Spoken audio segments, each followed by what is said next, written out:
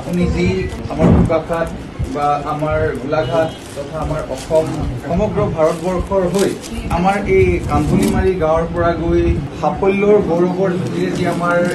এই অঞ্চলটোক আমাৰ জিলাখনক আমাৰ ৰাজ্যখনক আলোকিত কৰিলে সেই সাফল্যত আমি অতিকে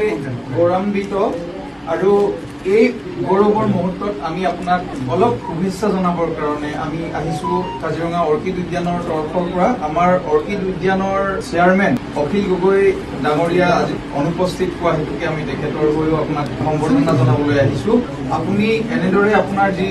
জয়ৰ যাত্ৰা আগুৱাই নিয়ক, আমাৰ সকলোৰে শুভেচ্ছা শুভকামনা। এখন গামোচাৰে সম্বৰ্ধনা জনাব আমাৰ দিগন্ত গগৈ, কাজিৰঙাৰ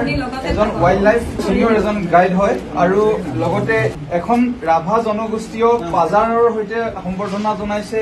বোকাখাতৰে এজন জ্যেষ্ঠ অধিবক্তা তথা ৰাইজৰ দলৰ বোকাখাত সমষ্টিৰ সম্পাদক মৃত্যুঞ্জয় পেগু ডাঙৰীয়া আৰু লগতে আমাৰ অসমীয়াৰ স্বাভিমান মুগাৰ এযোৰ চাদৰ মেখেলাৰ সৈতে আমাৰ অৰ্কিড উদ্যানৰে এগৰাকী কৰ্মী সুমিত্ৰা ৰাভাই সম্বৰ্ধনা জনাইছে আৰু আমাৰ কৃষক মুক্তি সংগ্ৰাম সমিতিৰ বোকাখাত মহকুমা সমিতিৰ সম্পাদক তপনজ্যোতি গগৈ ফুলাম জাপিৰে সম্বৰ্ধনা জনাব আৰু আমাৰ কাজিৰঙা জাতীয় অৰ্কিড উদ্যানৰ এগৰাকী সাংস্কৃতিক কৰ্মী তথা কাৰ্বি সাংস্কৃতিক কৰ্মী হিচাপেও কাৰ্বি গায়িকা হিচাপে জনাজাত আমাৰ অম্ফুত অগ্ৰীতিয়ে